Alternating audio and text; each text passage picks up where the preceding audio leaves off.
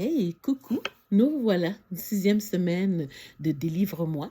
J'espère que vous avez passé une super belle fin de semaine, que vos festivités vont à bon train, que les cadeaux sont emballés, les décorations sont bien mises et que le menu pour la semaine à venir est de bon train.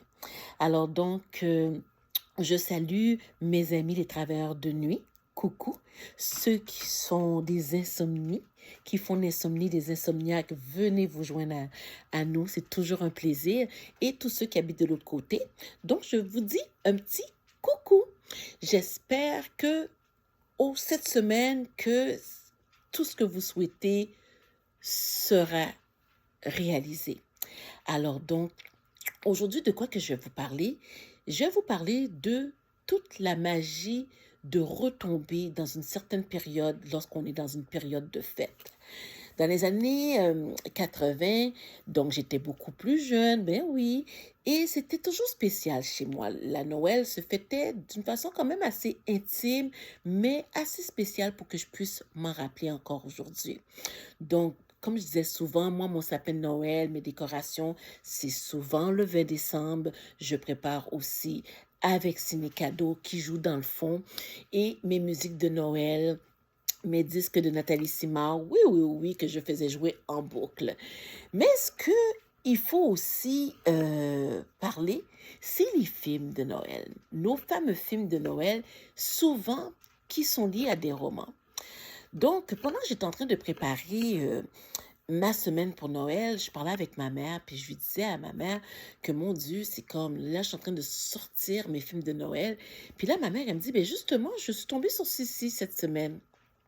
Oui, je sais que vous allez me dire que Sissi, c'est pas un film de Noël, Sissi l'impératrice avec la belle Romy Schneider. Je suis d'accord avec vous.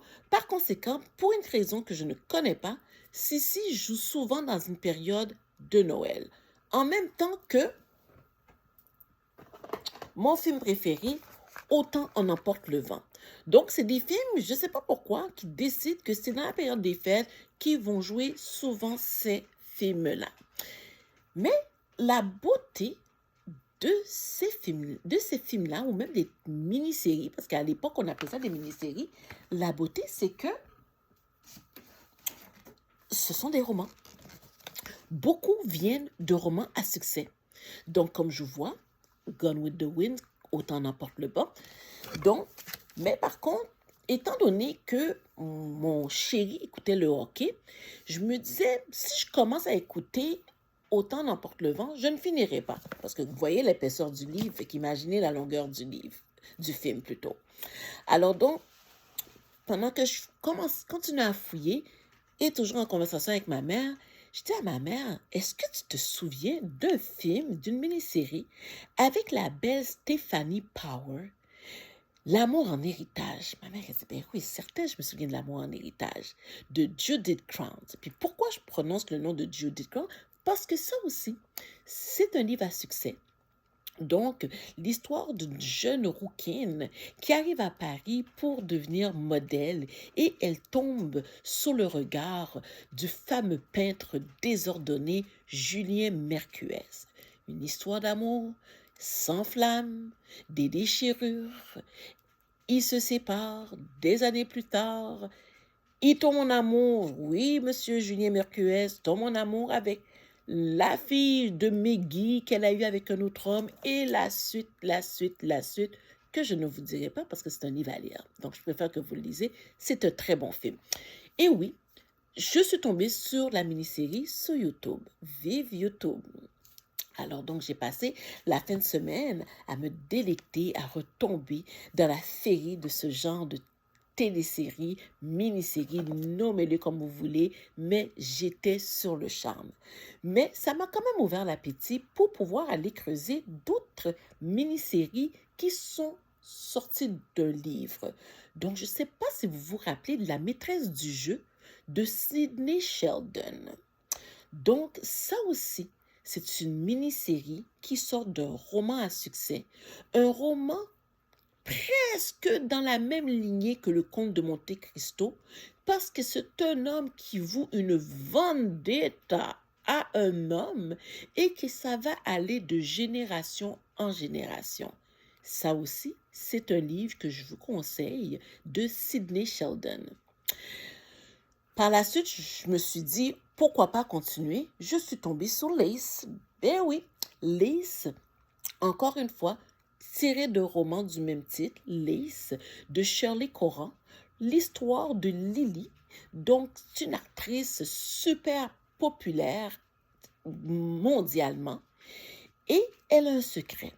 Donc, elle convoque 3 femmes, 3 dames et elle demande à ces dames-là, parmi vous 3, qui est ma mère?